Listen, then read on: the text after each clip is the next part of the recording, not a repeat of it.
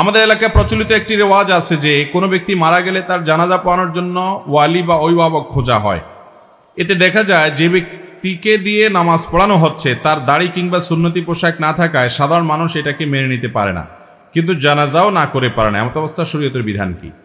ভাইরা আমার, আপনার এলাকাতে যে রেওয়াজ বা প্রচলন যেটাকে আপনি বলছেন, এটা আসলে রেওয়াজ বা প্রচলন নয়, এটাই সুন্নাহ।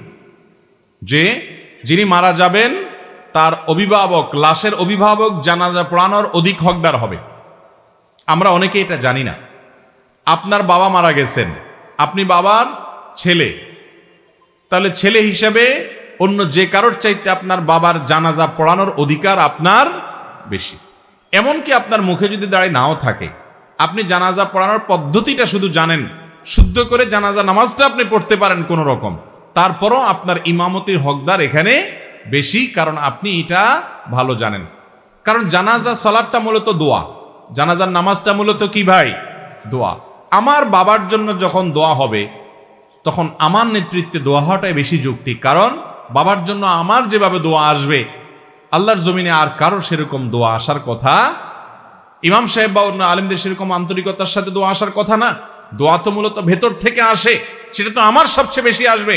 এই জন্য যিনি মারা যান তার ওয়ারিস, সন্তান মারা গেলে বাবা, বাবা মারা গেলে ছেলে বা বড় ভাই, যারা পুরুষ অভিভাবক আছেন, লাশের অভিভাবক, সেরকম কেউ ওয়ালি যিনি হবেন, অভিভাবক যিনি হবেন, দায়িত্বশীল যিনি হবেন, তার ফ্যামিলি মেম্বার, ব্লাডের আত্মীয়, তাদের মধ্যে যে সর্বাধিক নিকটবর্তী তিনি ইমামতির হকদার বেশি হবেন জানাজার নামাজের ক্ষেত্রে। এক্ষেত্রে যদি তার মুখে দাড়ি নাও থাকে, যদি তিনি শার্ট প্যান্টও পরেন, পরিষ্কার, তিনি জানাজার সালাতটা আদায় করতে পারেন সহিভাবে, শুদ্ধভাবে, বাস এটুকু হলেও তার জানাজার ইমামতি করার হক বেশি। তবে হ্যাঁ, যদি কেউ মনে করেন যে না, আমি জানাজার নামাজ ঠিকঠাক মতো পড়াইতে পারি কিনা, ভুলভাল হয়ে যাবে, আমার অভ্যাস নাই, আমার ভয় হয়, তাহলে এলাকার ইমাম সাহেবকে তিনি অগ্রাধিকার দিলেন, সেটা তার ব্যাপার, তার অধিকার আছে, তিনি যে কাউকে ইমামতি করার অনুমতি দিতে পারেন, কিন্তু অধিকারটা তার।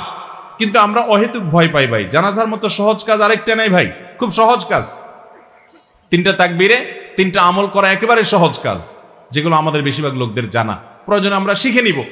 এবং তারপরেও জানাজা, নিজেদের যে লাশ সেগুলোর জানাজা, নিজেদের মুর্দাদের জানাজা নিজেরা দেওয়ার চেষ্টা করব, এটা অধিকতর উত্তম।